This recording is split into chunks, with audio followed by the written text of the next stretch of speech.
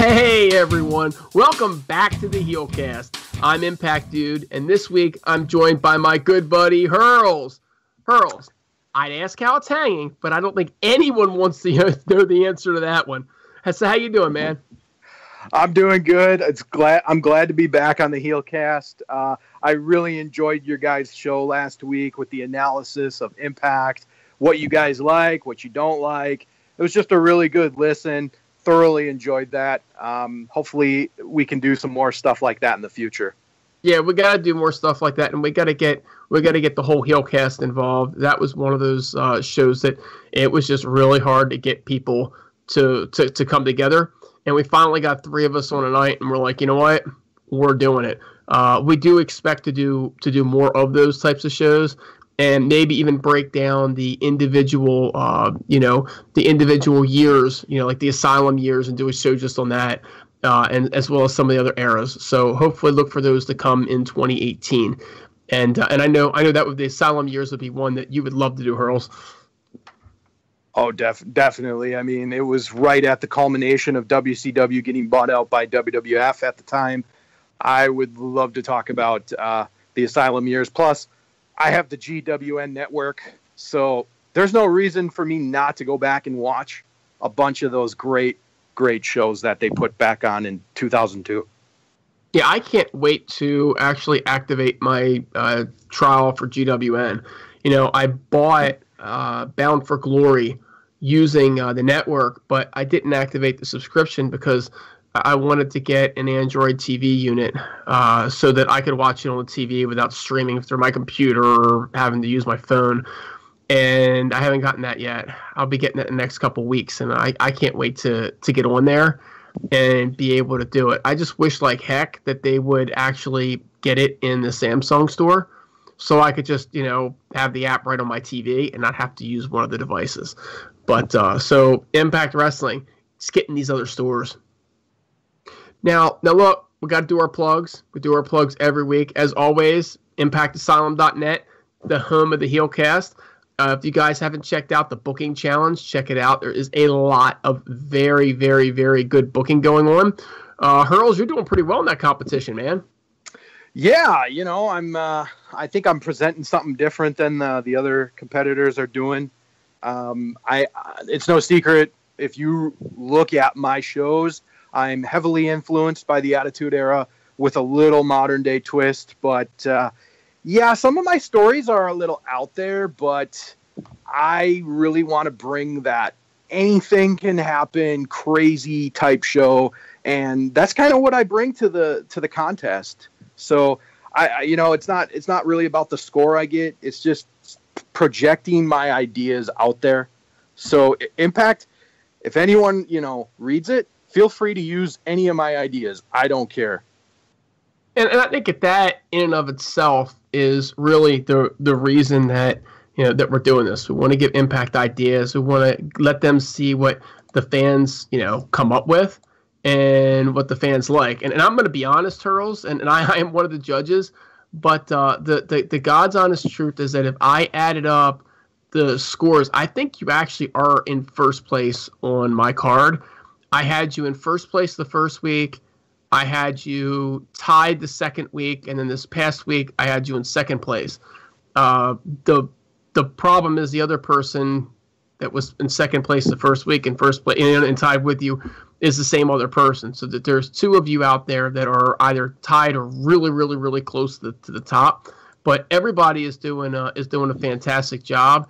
I just wish that some of the folks would, stop using people that can't be used on the show. It's not helping your score any, at least not with me. So don't do that. Other plugs, of course, we've got FK9. FK9 is on a little bit of a sabbatical, dealing with some personal issues. Robert does wrestling. We almost had Robert tonight here on the HeelCast, but he's still having internet problems down there in Puerto Rico. So our best goes out to Robert. He's doing the National Guard thing, and that's a true hero right there. The guy that's coming through in the pinch for his country. Andre Corbeil, can't forget about Andre, or of course our good buddy over there at the One of a Kind Elite Podcast. There's always the Impact Lounge with BQ, and of course the Wrestling Perspective podcast with our good friend Petey Williams. Now, Hurls, we got a lot of news this week, man. We've got a lot of news. A lot of it's actually good news for a change. Okay? Lots to look forward to. Lots to look forward to. The first thing that we have to look forward to, and I know Raven Effect is doing the happy dance on this one. Big John Gaburik and Dutch Mantel, they'll leave an Impact at the end of the year, Hurls. You know, I'm kind of 50-50 on this. Gaburik, I'm happy he's out. I don't think at the end of the day he really added much to Impact. What I will say is he probably was good for Impact financially. The guy loved to cut corners where he could. And, you know, he probably had to. I mean, with the situation he was given after the Hogan and Bischoff spending spree, Gaburik comes in there and he's kind of got to clean up a lot of the financial messes left by the previous regime. So in that case, yeah, I don't blame Gaburik for what he did. But on the other hand, I can't really think of a single creative idea that he brought to the table that really benefited Impact Wrestling. Maybe the push of EC3, that was good, but in terms of storylines, I don't know. I don't know what he brought to the table. So he was just kind of a guy that liked just wrestling, not a lot of storylines. He comes from WWE, so he's going to give you that kind of, I don't want to sound like a hater of WWE, but staleness. I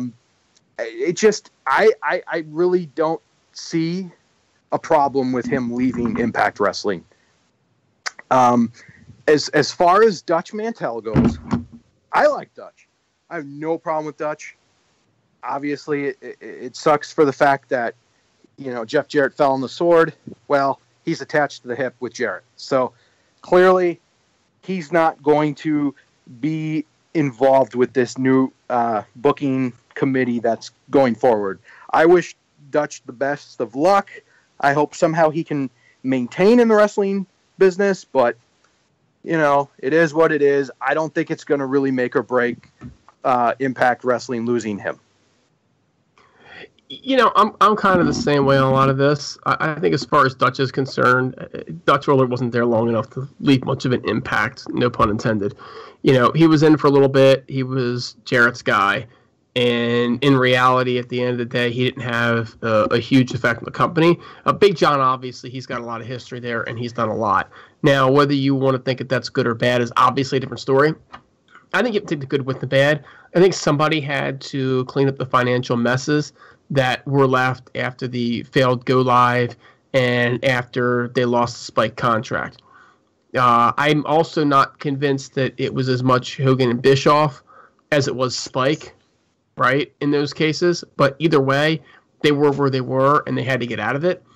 I think he did a decent job with production. I don't think they need him in production anymore, though, right? I think he was terrible for talent and talent relations. I didn't care for too many of his storylines either, although I will say that EC3, especially EC3 and Spud, was gold. So I don't think that he was all bad. There were definitely enjoyable parts. But at the end of the day, I kind of felt like they kept Big John around because Big John understood how the business had run with Dixie Carter leaving. And I felt like that he was there, that somebody they were going to keep around for about a year or so to simply be somebody to fall back to and to fall back on. And when Jarrett went down, if you want to call it that, and got into trouble, needed to go to rehab, right? They had Big John waiting in the rings to kind of help him through a tough time. And I think that he was an insurance policy. That's why they had him. And I think Ed looks at it now and he goes, no, I don't need the insurance policy anymore. I already cashed it in once. I'm not going to need to cash it in again. It's just an added expense. I've got this. And because Big John's not a super creative guy, they got production with other people now and don't need him. It was time for him to leave. So best of luck to Big John. I don't know that he's a bad person, but like you said, Hurls, and I think you said it pretty succinctly, he's not somebody that anybody's going to miss. And there's really no need to have him there anymore. I agree. I just want to say one last thing. I think, John Gerberg, he rubbed a lot of TNA fans wrong when he came out and didn't offer AJ Styles the money that, AJ Styles wanted.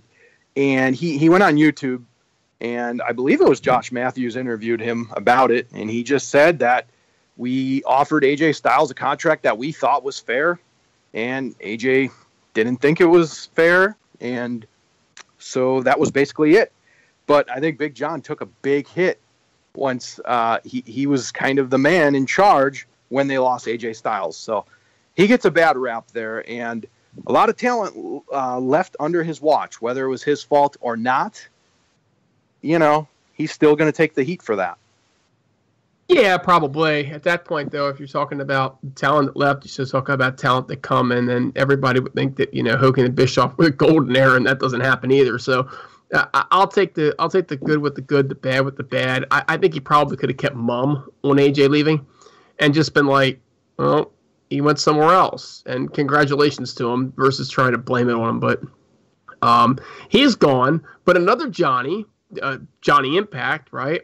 It's been reported that he and Taya have signed deals, and that those deals allow them to compete in both Impact and Lucha Underground. So, Hurls, I think that this is a fantastic thing. This is just talent sharing. You're able to get higher end talent if they can work in other places. So I don't see any negative side of this, as long as Impact is able to push them, Lucha Underground is able to push them, AAA is able to push them. Johnny and Taya, they're great talent, they're great people, and they deserve to be able to make money and entertain the fans. What do you think? Oh, I think it's awesome. I think Lucha Underground was pretty strict for the longest time on wrestlers going to a different company. They wanted all their wrestlers exclusive. Well, they kind of fell through some financial hardships, and they probably, they had to rethink their strategy. And same with Impact. I mean, they were pretty strict for a while as well. They wanted exclusive talents, and obviously the last 3 or 4 years, they've gotten a lot leaner on that.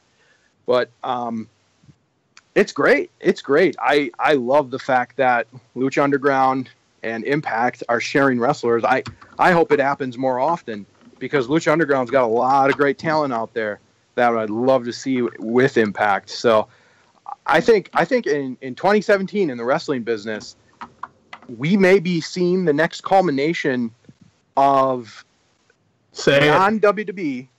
Non-WWE. Keep going. Next culmination of a war, so to speak, but it's not going to be just one company versus WWE. It's going to be everybody that's not WWE versus WWE, and that's kind of what I'm hoping for. Our listeners are familiar with this, because I've said this several times over the past couple of years on the show, that I felt like the way to compete and the way that we'll compete with WWE in the future, and actually will eventually beat WWE. And a lot of people don't think that that's possible, but if go back and listen to some of their podcasts, and I go in a little bit more detail as to why it is possible, and at some point maybe even probable. And it's basically what I've always referred to as the NWA. Now, I know the NWA is back at this point, and those podcasts are before Billy Corgan revived it or started to revive it, but it's basically taking and pitting everybody and putting them all together, okay? And GFW was meant to do that internationally. Impact is doing it both internationally and nationally, and hopefully the NWA can be a part of that. But yeah, Hurls, I'm with you. I think that this is the beginning of the next great war, although I think we're still probably another year or two away. And I don't think it's going to be so much because the landscape for Impact and its partners is going to grow, as much as I think that, I really do believe that WWE is going to have a tough time with their television contracts because of the split and the content out there. And that's why WWE is going to network. And at some point, it's going to become a WWE network versus everybody else. WWE needs more revenue to survive than what everybody else does. And it's going to get harder and harder and harder as the landscape gets more even, because they don't have those television deals to go. But I've talked about that in more detail in the past. Something we haven't talked about in detail. Conan the Crash of Severed Ties, citing ethics. Hurls, what do you have on this one? Wow. There wasn't, as far as I know, there was no real story linked as to why Crash made this decision. I mean, I could speculate and say maybe they didn't care for his involvement with that new promotion with Aeroluge. I think it's called Aerolucha. That's a possibility. Maybe they didn't care for that so much. I really can't. I mean, I don't think there's any news out there that explained why Conan was fired from Crash. But the crazy thing was, and I know we talked about this before we started, but me and you both thought that Conan owned the Crash. So it was a little surprising when he got released by the Crash. Yeah, I mean, everybody's always said that was his promotion, and that Conan was the man behind the promotion, and apparently he's not. The only thing that we know is that they say that they're known for the way they treat people and value each and every single person that works the company, bettering the economical and habitual needs, showing the support for each element and giving opportunity to new talent, and the value and professionalism they show between its partners, and not being able to comply to Crash Lucha Libre Code of Ethic is something that we do not tolerate in this company. With that said, we now announce that Conan will no longer be working with the Crash. So, who knows? He's the head writer for Aerolucha, as you mentioned. He's also working with Impact Wrestling. You would think that wouldn't matter. The only thing I could think of is if maybe they felt like Aerolucha was more of a direct competitor and Impact was a partner. I don't have the foggiest clue, other than to say Conan is having issues with ethics. Who would have thought that could ever happen? He's had quite the rocky road with a lot of different companies over the years. Yeah, he's never been able to quite avoid trouble. So he's in trouble again. We don't know what it is. We obviously wish the best for Conan. We wish the best for the Crash Wrestling. And we hope that, Impact Wrestling can continue to work with both because, obviously LAX is a big part of what Impact Wrestling is. And LAX is not LAX without Conan.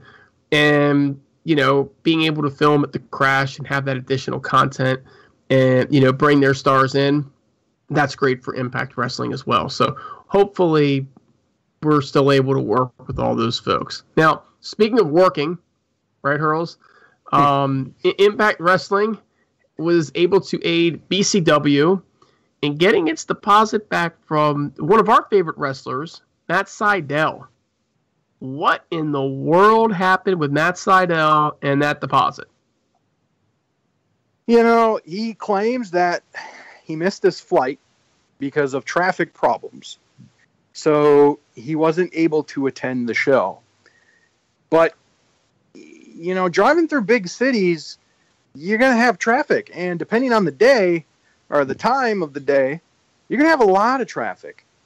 So I hate to say it, but Matt Seidel's kind of a lax guy. And I think his lax attitude or his mellow attitude may have cost him this opportunity here, and I'm sure he's taken a lot of heat from Impact, but Impact made they did the right thing and stepped up right away before this became a much bigger issue than it needed to be. Anytime that you hear somebody wanting their deposit back, they're usually right. I'm trying to think of a time when they weren't right, and I've given deposits back to folks in the past when I didn't do anything wrong, but it just felt like the right thing to do. And in this case, Bill Behrens apparently, emailed BCW. First of all, Bill Behrens gave his money, his commission back immediately, and I want to make sure that's said. But he emailed them and showed them a traffic map that showed that he was only supposed to be 10 minutes out, that it was like 62 minutes or something like that, the shortest route. And here's the problem, folks. Matt Seidel was getting ready to get on an international flight. He arrived for international departures 3 hours early. 3 hours early. That's a lot of early. you don't. But if you're 3 hours early and you get held up by an hour, you're still 2 hours early. It's still plenty of time to get through. It's plenty of time to be sitting there and waiting for that flight to board. And as somebody that traveled internationally for business quite a bit in the past, I'll tell you, you know what? Especially when you're getting ready to get on, a red eye anyway, over to the UK, it really doesn't matter if you're there a little bit early. You just sit down, you grab something to eat, you relax a little bit, and you don't worry about your flight. And Matt Seidel, I recommend in the future that you do just that. And if you're late, it's not their fault that you were late. I don't know how you can claim that they shouldn't get their deposit back. So it just doesn't work that way. I'm sorry about it. I think Matt Seidel is awesome. He is absolutely one of my favorite wrestlers. The guy is just phenomenal to watch. But in this case, I'm glad that Impact Wrestling was able to help BCW because they deserve to get their deposit back. But hats off to Impact Wrestling for stepping in and helping out. And also, Hurls, they're doing some other things too, like tapings. They're going to tape more often in 2018. At least that's what I'm hearing. They're going to do shows in Canada and the U.S. And get this, they're planning on taping, folks, 4 to 5 weeks at a time instead of the 10 or so they've been doing. Hurls, how does that make you feel? Oh, excited. I think that's definitely the way to go because a lot of times when they tape so many shows in a row, towards the end of those tapings, the crowd's really not into it. The show isn't really well produced unless it's going into a big pay-per-view. But still, it just kind of seems like we're kind of just going through the motions towards the end of the tapings. I think this is a great way to keep things fresh. It's a great way for a lot more people to kind of pay attention. I think if it's only 4 weeks, there's less downtime. So there's more people engaged into what's happening. So I think that's a good move by Impact. Hopefully it's a good move financially. I would think it would be, but this is a great move. I'm very excited. I think we're going to have a lot more surprises. We're going to have a lot more to talk about, and we're going to have a lot better shows. Amen, brother. That's pretty much all I have to say on that is just a freaking man. This is awesome. This is awesome. These marathon tapings are so long. I don't even remember what happens after I read the spoilers. You know what I'm saying? It's like I kind of know what's going on because I've read it at the same point in time. There's just so much to digest that it's and then the crowds are dead from these marathon tapings. So do yourselves a favor, Impact. Alternate between Canada and the U.S. Okay? Mic the crowd. Let me repeat that. Mic the damn crowd. Works fantastic for every promotion not named Impact Wrestling. Okay? Mic the damn crowd. And keep these crowds riled up by, Hurls, you've said it a couple times before, but you tape the 4 to 5 weeks, and then you go to your quote-unquote pay-per-view, or even if it's just a big Impact, a special show, make that the first show in the next venue. That way people are hyped up for it. They know what's coming. They've invested weeks in it. They're excited to prove that they're a more excitable crowd than the last one, and just keep doing it. The other thing they need to do, and they're going to do it, house shows. Hurls, you were telling me before that they're looking to run more house shows. So what's the scoop on the house shows? Where are they going to run them, and how many are they planning on running? Well, the exact number wasn't discussed, but they are definitely going to run. They're going to sprinkle in house shows here and there. They're not going to be big buildings because the main reason they're going to be doing this, they want to keep it cost effective, which I'm totally fine with. I live in Milwaukee, Wisconsin, okay? So I can't make it to the Impact Zone all the time, and obviously I'm not going up to Canada anytime soon. So these house shows are another way for me and you to see the Impact Wrestling product live. The last time they were here was 2014. I loved it. It was a great house show. I got to see all the great Impact TNA stars at the time.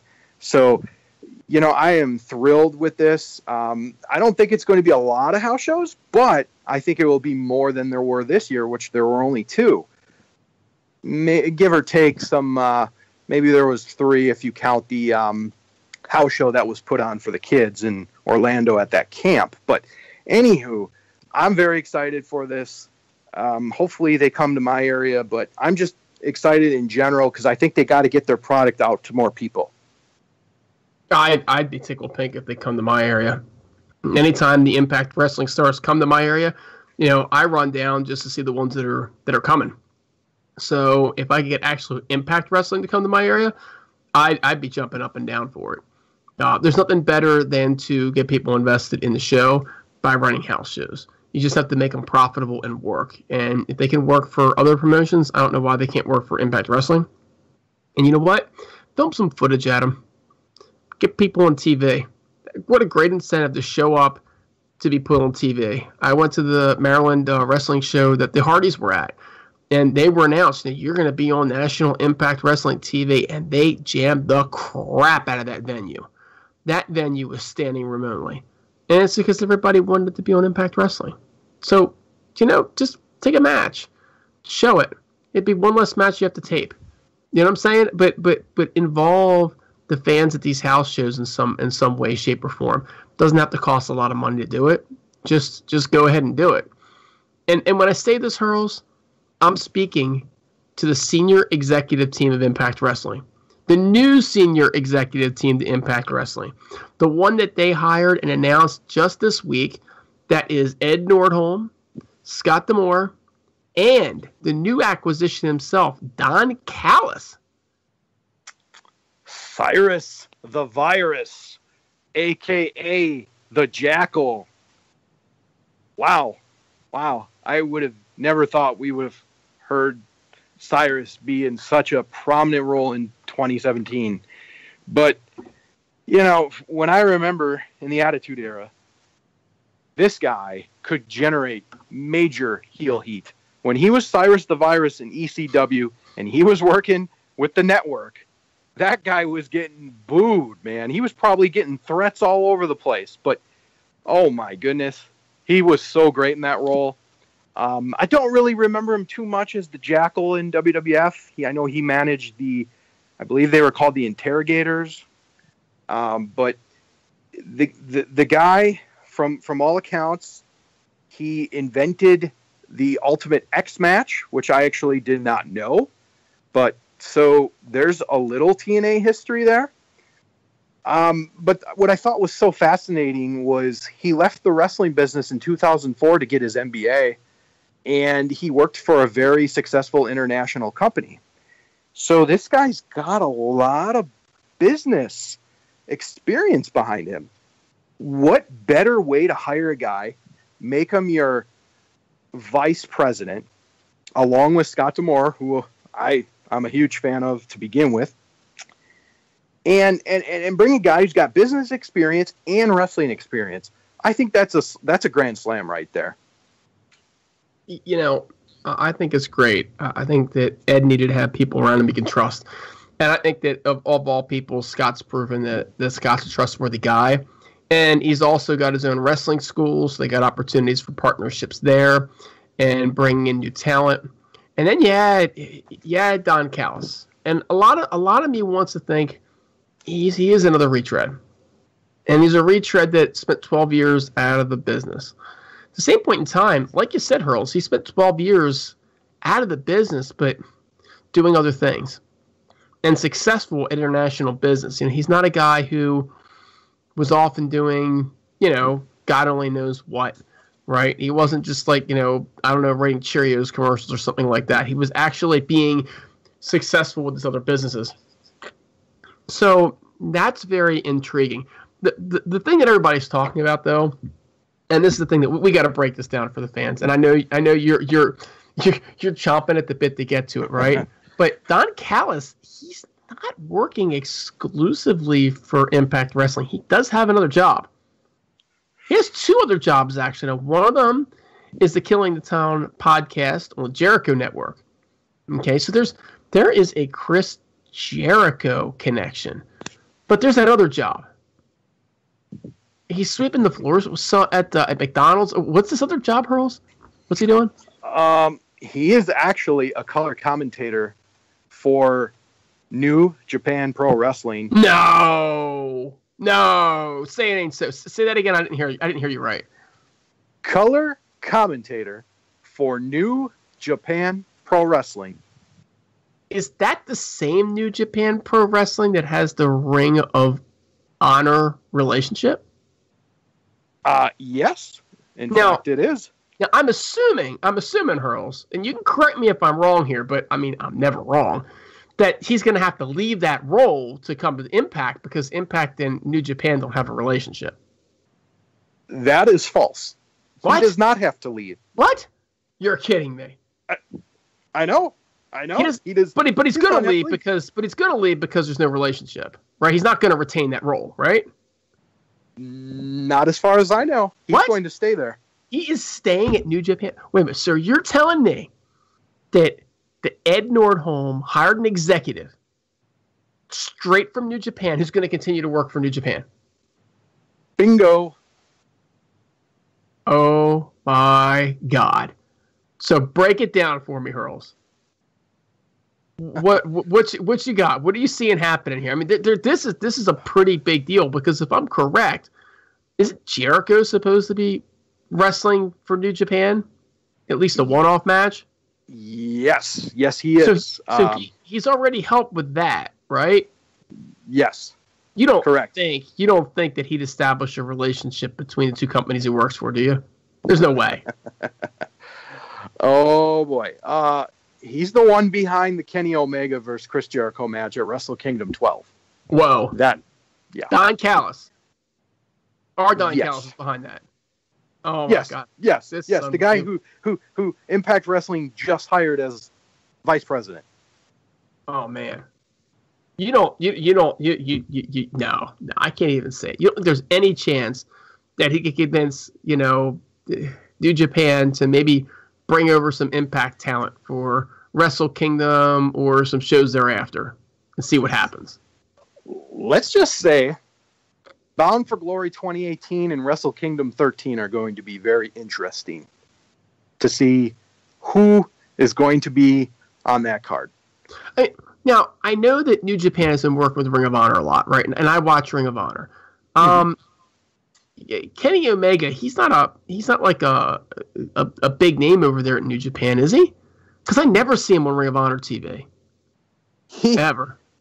He's the hottest, as they call Gaijin. He's the hottest wrestler that's probably not signed by WWE right now. So you're telling me that the Don Callis, I got to make sure I get this right because I'm having trouble with this. New vice president, right? Executive vice president for Impact Wrestling was able to take the number one wrestler from New Japan who never shows up on Ring of Honor TV, right? And we all know about the New Japan Ring of Honor relationship and how everybody touts about how wonderful that is for Ring of Honor. But this guy was able to get Chris Jericho to go over and wrestle Kenny Omega. Correct. So is there any chance that maybe, just maybe, this same guy could get some Impact talent to go over to wrestle Kenny Omega and then possibly get Kenny Omega to show up on Impact Wrestling? Let's just say, let's say it. I think you need to say this. Well, let's just say to get to Japan from Canada, you could fly there, but you kind of need a bridge, right? You need a bridge. You need a bridge. These need bridges. You need a big bridge, okay? Don Callis might be that bridge. Let's just say there is a connection between the two companies now, regardless if we have not had an official word.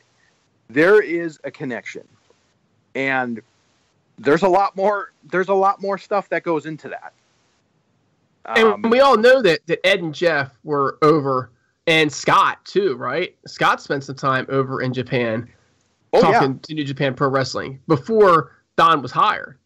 Oh yeah. Right? Oh yeah. He in October. He went over there to New Japan, apologized. He apologized. That takes a lot of pride to, hey, I apologize to you, Okada, for the way we treated you. I apologize for the way we treated New Japan. Okay? That goes a long way. And now you got the color commentator who works for New Japan, and apparently he's not just a color commentator. He's giving New Japan ideas. So let's just say, oh boy, this is crazy to even think about. I'm like, oh my gosh, I feel so enlightened right now, Hurls. I can't even begin to describe. This is nuts. It gets better though. It gets better. What? It gets better. What could be better than Don Callis having a relationship with New Japan Pro Wrestling? Oh, it gets way better. Zombie Princess, Jimmy Jacobs. Okay? Jimmy Jacobs. Jimmy Jacobs. I'm going to question you now, dude. Oh no. I'm going to question you. Yeah. What has Jimmy Jacobs been doing for the last 2 years? I mean, Jimmy Jacobs has been with WWE, right? Correct. Who was behind everything Chris Jericho did for the last year? Who was the writer? I mean, it was a Zombie Princess. Correct. Just amazing that I know that since I don't watch WWE, but I know my Zombie Princess. What can I tell you? Zombies and princesses, my thing.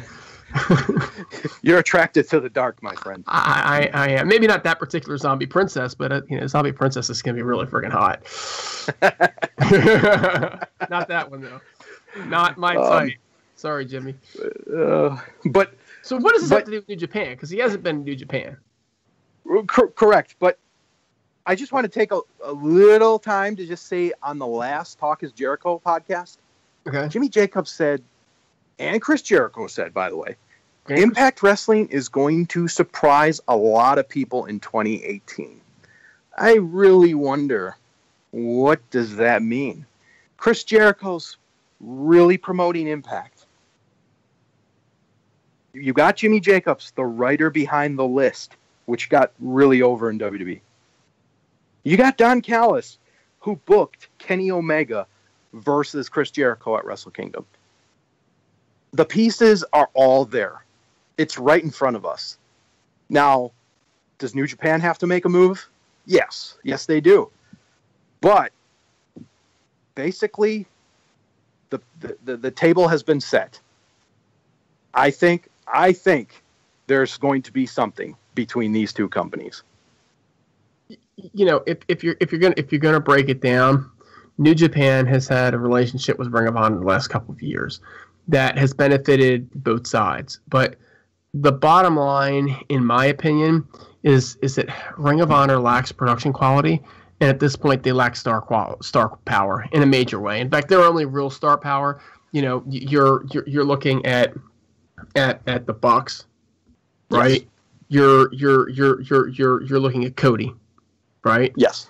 And if you really want to stretch it, okay, I guess you could say that there's a couple other guys that they have kind of coming up that they've done a decent job of building, but their talent is pretty much in the Bullet Club, right? Correct. So the Bullet Club is not a Ring of Honor thing, right? Correct. So at this point, who is really benefiting from that relationship? New Japan. Well, I mean, you could say that, or you could say that they're getting all their talent from New Japan anyway. Well, so right. the New Japan wrestlers are really just like, just the American New Japan wrestlers. So in my mind, Ring of Honor at this point is getting all the benefit. And also Ring of Honor really also suffers from production quality. I watch a show every week. I like it. But their production quality is just 20 years behind everybody else. If New Japan could get under a bigger set of lights on a little bit better looking stage with a better outlet, one that, in my area, I turned it on a couple weeks ago and I'm trying to watch it and I got 13 minutes in and some of the show was still on over it, right? One time it was literally a Family Feud. So they have production just getting on TV issues, right? Mm. But I think that for them to be able to work with the Impact Wrestling stars makes a lot of sense for New Japan. Doesn't mean that they have to stop working with Ring of Honor, because I'm also hearing rumors that, Impact might work with Ring of Honor as well. And if that's the case, New Japan could probably work, both relationships if they wanted to. But I could see this making a lot of sense, and I could see this going pretty far. That's my opinion, but I don't know anything, just like nobody else out there knows anything. But what we do know is that they're putting the pieces in place. And Hurls, you said it best. It's all right in front of us. Now all they have to do is go execute. All right? Correct. Now, one last piece of news. Speaking of executing, Laurel Van Ness apparently has not received her release, right? That has not been executed, and they are expecting her to be used at January tapings. So, my opinion on this is that she should have to appear at the January tapings, and that if they want to release her, they can release her after that. But that they shouldn't just, give her release at this particular moment. It's just bad for business. But when you talk about bad for business, Hurls, you know where this is going. Okay. It seems to me like if they're taping more often in 2018 and they're looking to run more house shows, and there's a glimmer of hope for a New Japan, relationship and a Ring of Honor relationship, in addition to all of the relationships, it seems to me like the company's doing pretty well. And it seems to me like you had an encounter with somebody online that maybe you need to get off your chest that was kind of all gloom and doom for Impact Wrestling.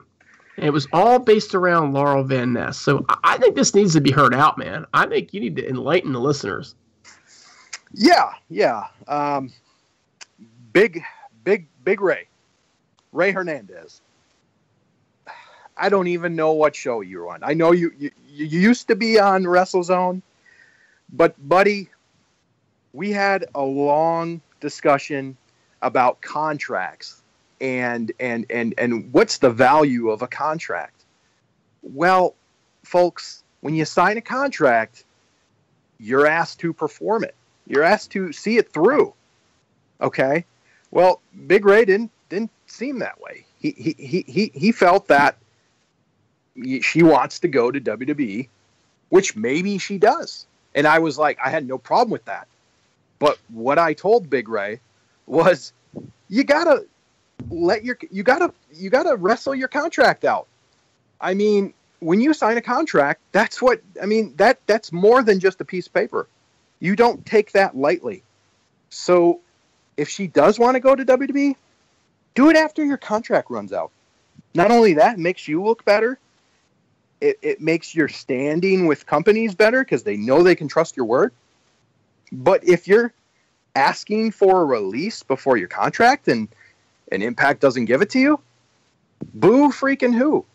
So, Big Ray, he claimed a lot on that post. He claimed that, Impact was on the verge of going under.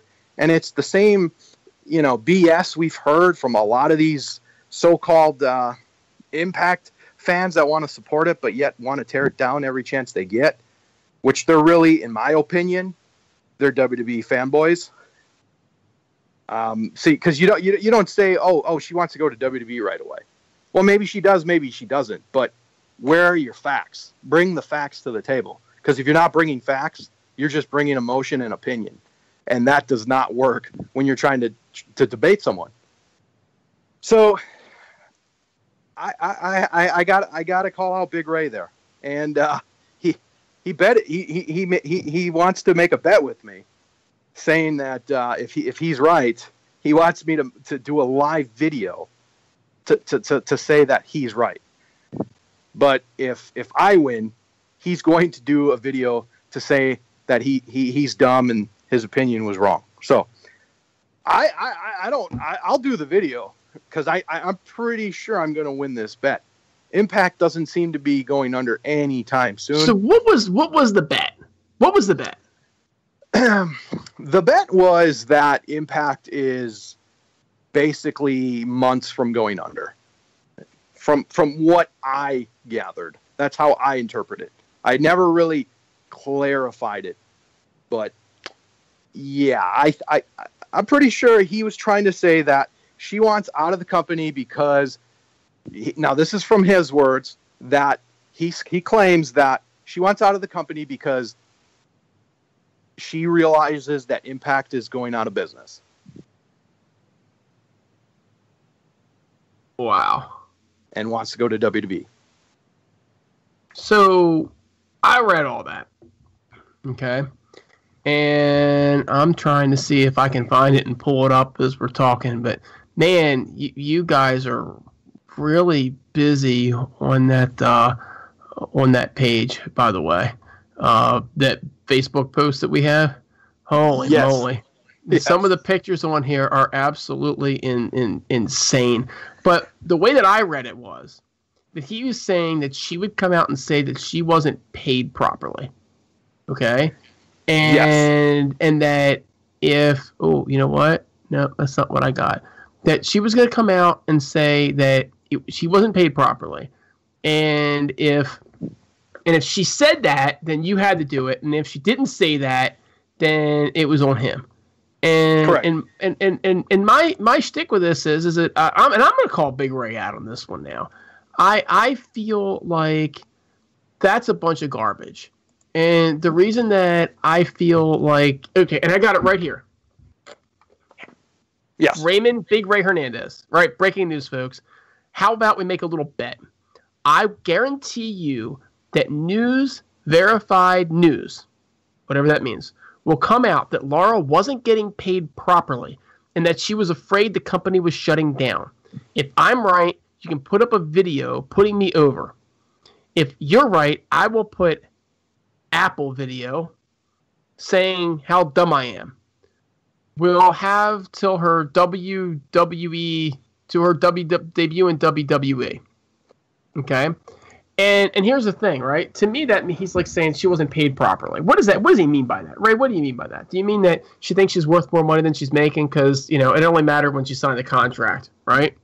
And does she also have to say she's afraid the company's shutting down? Because I would love to hear her say that, okay? And I would love to know how you're going to be able to verify that news. And in fact, I'll put up a video and put you over if that happens. But when I say not getting paid properly, I mean on time, okay? Because to say getting paid properly is to say I think I'm worth more money than I am. Everybody thinks they're worth more money than they are, Ray. All of us, okay? That's garbage. So throw that out the window. She wasn't being paid on time, okay? Or she wasn't being paid according to her contract, I'll put you over, okay? And that she was afraid the company was shutting down. She ain't going to say that either, man. No. That's ridiculous. Right. That you could have the wrestler who just wants to leave the company so bad, they still will not admit that. So I think it's a losing battle for Ray to begin with. Yeah, it's a very losing battle. It's a very losing battle. So Big Ray, I think you got a taker here. You got two takers actually, Hurls. I'll do the video with you. Yeah. And yeah, put why him not? up. I mean, what the hell, right? I'll do the video with you too. Right. Someone's gonna sink or swim, and it won't be us. It's just highly unlikely. I mean, that's a ridiculous comment because it's highly unlikely that somebody this classy as Laura would say those things out loud anyway. I mean, that's what makes us even more absurd, is it? And then I think that Laurel Van Ness has way too much class to actually do that. So that's the last of our news, but we do have a show this week to talk about. And Hurls, you'll never guess who won the first match of the show. What would it be? Laurel Van Ness? It very well could be Laurel Van Ness, defeating Casey Spinelli and Madison Rain. So what do you have on this particular match? It was pretty quick. It wasn't super long. It was good to see Madison Rain back. She had her awesome theme music back, Killer Queen, the hard rock one. So I was very happy about that. She came back as a heel. which was cool.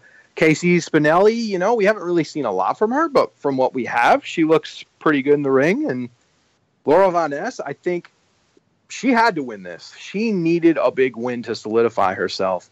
And I think this did the job, and she's going to be in the championship. So that's awesome. I think if anybody really needed to win this, it was Laura Von Ness, and then she did that. So, yeah, it was a good, quick little match. Yeah, exactly. It's exactly what it was. It was a quick little match, and it was a match to put Laurel over. And, I mean, let's face it, Casey Spinelli was not going to the finals, folks. And the returning Madison Rayne, who didn't even book herself to win a match for about 3 years when she was in charge of the Knockouts division, or however long it actually was, it wasn't going over in this match either. I always like having Madison back. I'm going to be honest with you. I don't think she provides a whole lot of value in the division at this point, but she's a solid hand. And she's somebody that people are invested in. So, you know what? Bring her out. Let her have a match every now and again. The only thing that I'll say, Impact, is let her actually win one every now and again. I mean, we can all appreciate the fact that she puts the other girls over and does the job and helps them out in the back. But, it'll mean a lot more if she actually wins every now and again. But like you said, it was a short match, short, sweet, to the point. Puts Laurel over in the finals, which is exactly what everybody was expecting, and she'll take on the winner of, who do we have? We got Rosemary, right? We've got Allie and Sienna, the other contestant in the match that's coming up this week. Yes. So she'll take on the winner of those, which clearly that match has a lot more star power than this one did. After that, we have Taiji Ishimori defeating Hakeem Zayn. So what did you think of Hakeem Zayn? I thought he was really talented. He did some really impressive moves, like the one Shelton Benjamin kind of used to do in WWE, but instead of doing the roundhouse kick, he does the sweep.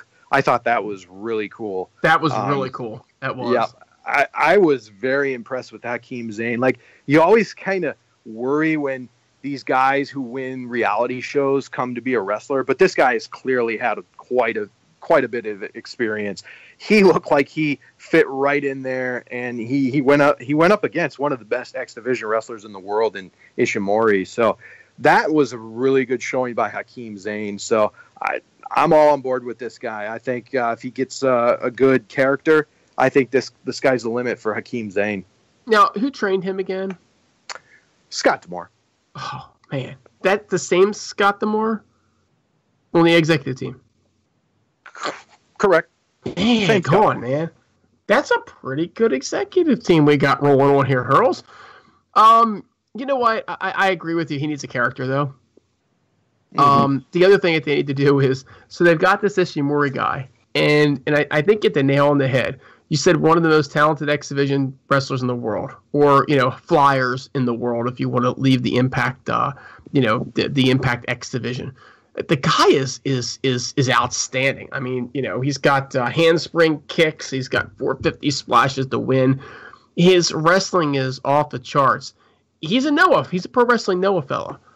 I think they need to do more to put him over as a character than to just have him come out and wrestle a match every now and again. Don't you agree with that? I mean, this guy's got a lot of upside here.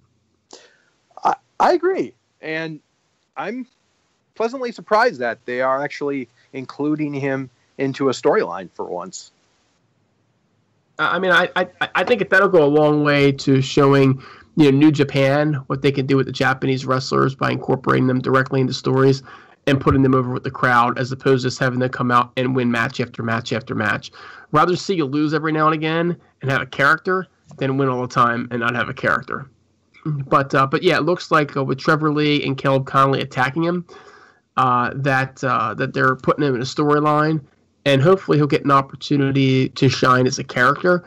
He doesn't have to do a lot of talking. I know that's going to be a problem for some of these international folks, but just to have him over as a character, I think would be great.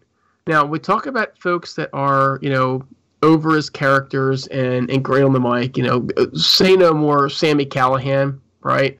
New addition to Impact Wrestling, but you can tell this guy's got a lot of upside. He's single-handedly making OVE interesting. Yes.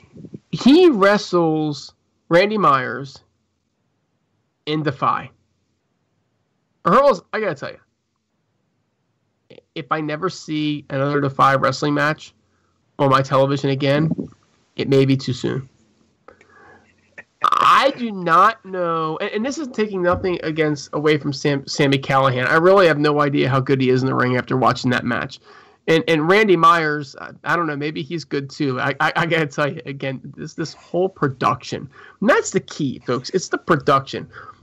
Trainwreck doesn't do this thing justice. I mean, this was like nuclear bombs exploding, on top of nuclear bombs. I mean, this thing was horrific to watch. This was like, please stop, fast forward. How can I get out of this match? I'm supposed to be reviewing this thing, but I can't watch it.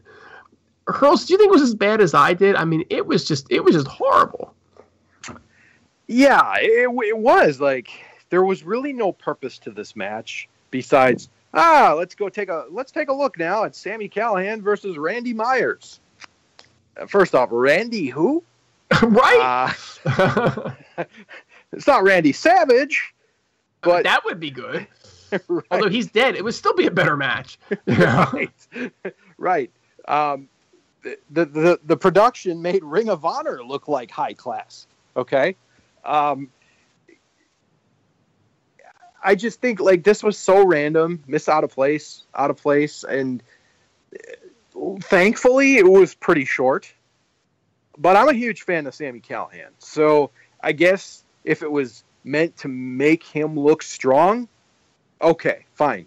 But why not do that in the Impact Zone? I understand you have this new partnership with the Global Wrestling Network. That's probably the point of this. But I just feel that this could have been a lot better. Yeah, I do too, and I get it. They have a partner in Defy Wrestling, and you want to put them on the Global Wrestling Network, go right ahead. I mean, just because I'm not going to watch their events doesn't mean somebody else might not. But the entire production of this, the way that it was taped, the way that it was cut, it was just terrible. It didn't fit what Impact does, and so I felt bad for both competitors. Although I will say, like Randy, who? You know what I'm saying? And so it kind of sounds like a pitcher, to be honest with you. A little bit old there, but didn't he pitch for Seattle at one point? You got a combination of Brett Myers and Randy Johnson. Randy Johnson, that's what I got. See, it gives a show you my baseball knowledge. If we were talking football, I would have known the jersey number, right? But you're right. I was thinking that. Yeah, exactly. Any rate, it was moving on. In the next match, we had Cowboy versus Cowboy, and we had James Storm, wrestling with Tejano. So Hurls, what'd you think about Storm and Tejano here in this one? I thought it was a really good match. I mean, Tejano's a solid worker. I've been watching him for a while now because I do watch Lucha Underground, so I kind of know what Tejano's all about. I like the who's the real cowboy aspect of this match. I thought that was really good, and it's James Mother Truckin' Storm. I mean, what else can you say about the guy? He goes out there and gives it 110% every time, and I love how enthusiastic he is with the crowd, and the right man won the match. And I'm interested to see what he does with Dan Lambert going forward. But the match itself, I thought it was a solid match. It was, and I honestly think that Tejano is a guy that could really get over in Impact Wrestling on his own. And that's the kind of talent that I think when they start talking about these partnerships that they need. The guy has great English. He's got a character. He's very solid in the ring. I think he's great in the ring, to be honest with you. I would love to see him and James Storm, right, as a tag team. The Cowboys. Wouldn't that be cool, right? So I think they can do a lot with Tejano, and I really hope they keep him around and do something with him. But what they're going to have to do is they're going to have to find ways to get him storylines and actually incorporate him into the story, as opposed to just, in augmenting talent it's AAA versus Impact, type of a feud, or okay, well, we're gonna do Cowboy versus Cowboy because it's just we got some time for it. But at the end of this match, ATT comes up, and now we've got Storm going at it with American Top Team. And I'm going to be honest with you, I love the fact that they're finally involving somebody not named Moose with this American Top Team thing. I realize Moose is still involved, but it gives us the opportunity to continue to see American Top Team. Dan Lambert is he is money on the mic. The guy is pure gold on the mic. His team is legit. They scare you. You believe that they're going to beat you up, but it can't be all about Moose. So to me, just getting James Storm involved with Dan Lambert and American Top Team, this is a step in the right direction for me, Hurls. Oh, definitely. I mean, I think you hit the nail on the head. I mean, I think if you can get, it can't just be all about Moose. You needed another credible wrestler to try to take down these guys, and I gotta say, the guy who just keeps getting beat up from American Top Team, that guy's awesome with the neck brace. Must say that, but yeah. And how does their general manager weigh like 130 pounds? I mean, he's the general manager for American Top Team. He runs the freaking place. He's 12 years old. He weighs 130 pounds. He's entertaining as hell. Keep him on my TV set Impact.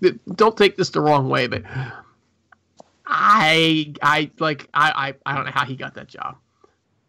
Yeah. I don't know either. But the cast of guys that they have, they all kind of they're all kind of different, but. You got Lambert, the loudmouth, and then you got Colby Covington, who could legitimately probably kick anyone's ass in the Impact Zone. And then you got Bobby Lashley. Like, what else is there to say? And then you got the general manager who gets beat up every week. And then you got the big old bear-looking guy. I mean, I just love this group. They grow on me more and more. At first, I was very unsure about them, but now. I'm really digging this storyline. I'm actually really digging American Top Team. I hope they stick around for a long time. Hopefully, I do too. I mean, I'm really excited about that as well. Now, speaking of sticking around, how about we talk about somebody making his Impact debut of sorts? And this is Joseph Park's cousin, Chandler Park. Now, Hurls, before you chime in here and tell me all about Chandler, because the listeners need to know about Chandler Park. This is not a guy who just showed up, right? But it is Park, and Park attorneys. And so far, we've only got Park and Park. You think there's going to be one more? I do. I think you'd have to. Like, how do they not? Before, I mean, it was kind of all in, Joseph's head, so to speak, but it wasn't, because you really didn't know. Like, okay, he had split personality syndrome, but we did go to the offices of Park. A bad influence went there, so this thing really does exist. But now we're getting to see who are the other Parks. Well, we got one. We still one down. We still need one more. So. I don't know who they're going to get, but I'm sure we're going to get another person. But the second guy that they brought in, Chandler Park, solid addition. Very different from his indie work, but man, that promo was hilarious. So tell me about Chandler Park. Who is he? What do we know about him? Well, he wrestled for Evolve quite often, and his name was All Ego Ethan Page. That's a far cry from Chandler Park. Yeah, it is. From going from a more wrestling-based gimmick to more of a character. This guy is very, very talented in the ring. He calls himself the hottest free agent in wrestling. Okay? So, he's got a lot to live up to, but if you watch some of his matches, you'll be very impressed with what this guy can do. I don't know if we're going to be able to see all of it in Impact, but I guarantee you, once you see this guy in the ring, you'll be amazed at what this guy can do. He's a big guy too, so I mean, he can go, folks. He can go with the best of them. So I would love to see Park and Park as a tag team mixing it up with OVE or LAX. I think that would be great. Another tag team. That is, folks, precisely what we need. Yeah, I mean, I've obviously, known of All Ego Ethan Page. I've watched some of his YouTube work. The guy is very entertaining. Doesn't strike me as somebody who would be a part of Park and Park, though. So, we'll see how this pans out. What I don't want them to do is I don't want them to saddle him with a comedy gimmick and screw him over. The guy is tremendously talented, and he's got a lot going for him. So I think it's great. I love, Joseph Park and the whole attorney at law thing and the car. I mean, the Beetle, right, that they get in and barely fit into is fantastic. So I like them continuing this. What I don't want is for them to paint him into a comedy role and screw us upside later. So they just need to make sure that they, separate him from being, 100% comedy guy in this particular role. Now, the next match that we had was Matt Sydal versus Tyson Dukes. And the big thing I have to say on this one, Hurls, is just this is for the folks that are writing for the challenge. And I know you're one of them. But, there's nothing wrong with just having somebody come out on commentary, scouting potential contenders to build a feud. That's exactly what EC3 did coming out as he's scouting Matt Sydal. They don't even announce that it's a number one contender match. It's just Sydal comes out for his match. You already know he's going to be Tyson Dukes. EC3's on commentary, and immediately you've got something there. That transition can happen this way, and it doesn't happen, I don't think, enough in Impact Wrestling. But again, it's a good match. I think anytime I get to watch Sydal's Shooting Star, it's a great night. It's just so beautiful to watch that. But really, for me, this was just them setting up Sydal and EC3. Yeah, I agree. I'm surprised that Sydal kind of skipped the X division to go to the Grand Championship division, but it was needed. EC3 needed someone to feud with. He was just kind of, nothing was really centered around the belt. They just almost kind of forgot about it for a while with the whole Impact versus AAA feud that went on. But this finally allows for a feud to happen for the championship title. So and both guys, I love the work that both guys do. So this is a feud that I'm really liking, and I'm impressed. I hope Matt Sydal can get this championship. I think that would bring a lot of credibility to him. And I know Raven Effects probably will disagree with me because he loves EC3. But I think Matt Sydal needs this title, and then maybe they can move EC3 in a different direction, maybe towards the heavyweight division. So I think this feud is a win-win for both. I like the way they've just built Matt Sydal. I like the fact that they have put Matt Sydal in world title matches. I like the fact that they had put him in the X division and now the Grand Championship division. Although I will say the Grand Championship just needs to go. So one reason to take it off EC3 is just to get EC3 away from that, train wreck. And that actually is a train wreck. It's not like, 10 times worse than a train wreck. It's just a train wreck. And the problem is putting it on Matt Sydal doesn't help Matt Sydal. So I think the best they could do would be play hot potato with that belt and then get rid of it, or just get rid of it and maybe just cut to the chase and be done with the belt, because the whole thing sucks. There's no way to have a number one contender unless you're having other matches in that style, and nobody wants that. And I think that speaks volumes for what people think about it. Now, the main event was Johnny Impact and Alberto El Patron. Hurls, before we break this thing down, what was your opinion on the build-up of this match throughout the night? As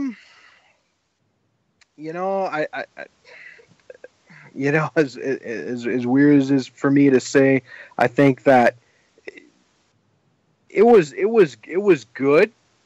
It was good. I mean, we got some backstage promos with, Johnny Impact. His promo work's not the greatest, but, Patron, he cuts a good, convincing promo kind of saying that he's the face of Impact Wrestling. So, I mean, they hyped it up. They showed that awesome brawl from, a few weeks back. So I enjoyed that. But I think the once we talk about the match, I think that was better than the build-up. Yeah, I mean, it's not that they didn't do it. It just felt like it was flat. And I think part of this is just maybe me missing some of the WCW type of build-ups where you came out and you had a segment that built that main event and got you pumped for it. They showed him arriving to the ring, and they showed for the 25th time Johnny jumping off the top of the trailer. I mean, it's cool to watch. I don't mind watching it, but then they had a real short promo. It would have been nice to see, some kind of a run-in between the two of them or something to really make this thing feel good. Instead, it's just, we've got Johnny Impact and Alberto El Patron, and it felt a little bit forced. That having been said, Hurls, this is a good match. I think all of Johnny's matches are good, and Alberto is really underrated in the ring, don't you think? Oh, definitely. I think he gets a lot of heat for, it's unwarranted. I mean, whatever he does outside of the wrestling ring, whatever. But this guy is tremendously talented. This match was just this. I mean, when we talk about, I'm sure me and Raven are going to do a best of show, and we're going to do our awards. This match will definitely be up for match of the year, in my opinion. Wow. I mean, I enjoyed it. I thought it was a great match. Man, that's some pretty high honor. I wouldn't give it that high of an honor, but it was a very good match. I just felt like it was deserving of a better build up, right? Mm-hmm. And then also having the show end with Petey Williams, making the save. It kind of felt like it took away from the two of them. It's like, where's Petey coming from? He just comes out with this Canadian flag and the crowd goes nuts. That's great, and I love Petey Williams. So, I'm all for the Canadian Destroyer anytime I can get it, and I got it. So I'm not going to complain about that. But it was just sort of like, well, I think we're just going to bring him in for the sake of bringing him in, and again, it felt like it took away from that match a bit. You know what I'm saying? Right. It just made it feel like less than it needed to be. And I think that watching the match and watching the show, I felt like the match could have been hyped a lot better than it was. And I felt like they could have ended it, and given it, again, I'm not going to call it match of the year candidate, but it deserved a lot better than it got. I mean, it was a good match. You know what I'm saying? Like it was good. So, are you saying that Impact Wrestling needs to hire Michael Buffer? I for sure think Impact Wrestling should hire Michael. Of course, I'm going to say that. I don't know where that's coming from, but yeah, sure. Why are we talking about Michael Buffer? Because he did all the WCW main events. Oh, he did. Oh, for sure that. But I mean, it would have made it feel more important if Michael Buffer was there. I mean, Michael Buffer's the man. I grant you that. But they didn't need Michael Buffer either. They just needed to make it feel like these guys, they're going at it. They're here versus you get to the main event. It's like, oh, that's right. We talked about that a little earlier. You used to have a real good, with the WCW shows, you used to have a real good layout of what the show was going to be like. And I know people are tired of 15 minutes of talking to begin the show, so you don't have to do it that way. You could do like 5 minutes, in the second segment or something like that. But I just didn't feel like it was granted what it needed, And I don't know. I mean, I agree. I totally agree about your WCW statement. I was a huge WCW fan, as we all were, and the whole show was built up towards the main event in WCW. Exactly, and, so it should be. You know, they promoted the heck out of it. Every match. I mean, sometimes they weren't even talking about the match. They were talking about the main event. You know, if it was Goldberg versus Hogan, or if it was Luger versus Hogan, or Sting versus Bret the Hitman Hart. It didn't matter. Or Ric Flair, you know, whoever. They hyped the match up. And, bringing Michael Buffer out there, what makes a match even feel more special than bringing Michael Buffer? So I totally know what you're saying when it comes to WCW and their main events. Yeah, Michael Buffer made everything seem like the bomb. I mean, you know, that's just too legit. Of course, they also probably paid him more than the entire roster gets paid in Impact, so that might not be possible. Just to say, let's get ready to rumble, really well. I mean, he does say it really well, folks. If you've never heard Michael Buffer say, let's get ready to rumble, you need to stop this podcast right now and listen to Michael. In fact, you know what? Do it anyway. Well, I mean, just watch, I believe it was Starrcade 97. Like, just watch how intense the fans were just wanting to see Sting versus Hogan. But now you had Michael Buffer to, like, really hype it up. That was just amazing. Yeah, probably the best hyped match in history because it took, like, 18 months or 2 years to get it to happen. And Michael Buffer's there, and then you're just on the edge of your seat watching that match, and it's like, oh man, this is too awesome. But I would like to see more of that. I'd like to see them make the main event seem more like a main event and less like another match on the card. And I just felt like that's what they did here, and I felt like they could have done a lot more to make that better. Right. The match itself was phenomenal. I mean, the sixth spot with Alberto doing the foot stomp to the steps and then falling on his back. Oh man, but here's the thing.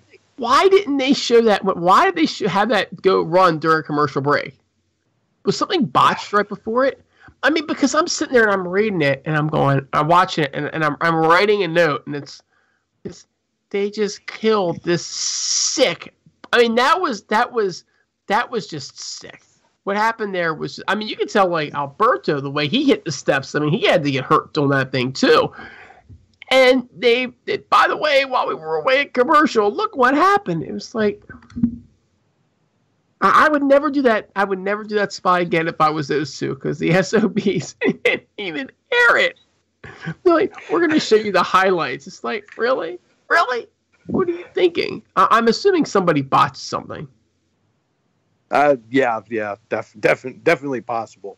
I had to have been a botch right before that, but that was, I will grant you that is one of the spots of the year, if not the spot of the year. We need an award for that, spot of the year.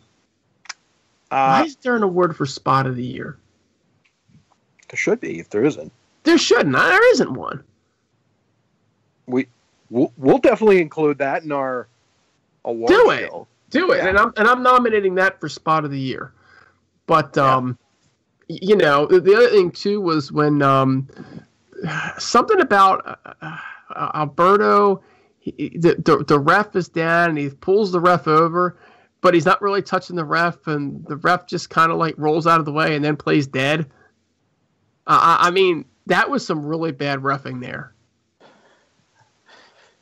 So maybe it was the inexperience, you think? Yeah, it was the inexperience there. I mean, you know, look, if Brian Hebner's listening, then, I mean, it's like, Brian, you got it. You got me on that one. You do get what you pay for.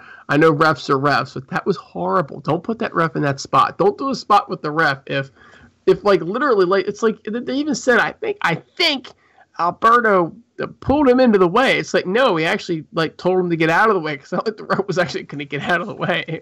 It's horrible.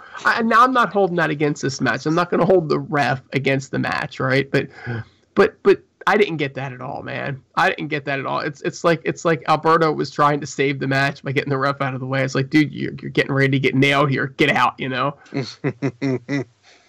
Right. I don't know. But it was an outstanding match, and it just deserved a little bit better. But Hurls, that's the show, man. You got any parting thoughts? Anything else? Yeah, I always like to rate Impacts, and I thought it was a good 7.2, 7.3, somewhere in there. Nothing like crazy good, nothing bad. It was just a solid wrestling show. I think there's some storylines brewing that, I think we're going to get some more payoff to in the coming weeks. But the show itself provided a lot of good, minimal bad, a.k.a. Sami Callihan, Randy Myers. But, it was solid, and it was a good Impact. It was a good show considering it really didn't have much star power outside of the main event, right? Because Casey Spinelli, Madison Rayne, LVN, not a lot of star power there. Ishimori is great, right? Hakeem Zayn is good too, but there's no star power. Sami Callihan, new to the company, and Randy Myers, and that thing was a train wreck. And I don't even blame the wrestlers for that. So, folks, if we sit there and say, "Oh, I thought this, that, and the other about the match," it was the production of the match was a train wreck. I have no idea how well the two of them did because I couldn't follow it because it was that poorly produced. You had Storm against Tejano, right? So what's the point? You had Seidel, who's pretty good too, according to Josh Matthews or whoever runs the Facebook account. He is a household name. Saw that one. Got a kick out of that one. I guess he's a household name in my house anyway. But he wrestled Tyson Dukes, which is like who, So I still think that we had, if you look at the matches, the first match you had Casey Spinelli, you barely know. Hakeem Zayn, you barely know. Randy Myers, you don't know. Tejano, you know a little bit about. Tyson Dukes, you don't really know anything about. I mean, he's had a couple matches now. It's really only the main event that had two people that you knew. And to me, that is what drops the entertainment value. I think you're probably right, somewhere between a 7 and a 7.5 for me. But in reality, that's given them a lot of credit because the star power would have bumped this thing down at least another point. Just because it's really hard to get into the matches when you're constantly putting people on the screen that I just haven't invested in yet. So try to use a little bit less of those fellas this week and spread them out a little bit more evenly. And I think that'll help out with the ratings as well because it's really hard every time you see a match like, well, I don't know who that is. Click next, click next, click next. It's a great way to get people to tune out of an otherwise solid show. Yeah. Oh, definitely. I mean, I could have used a little more storyline, but the wrestling action we did get was really good. And, I've been a big fan of Tyson Dukes from the time we did see him at the Fox Sports Net a couple times for Team Canada.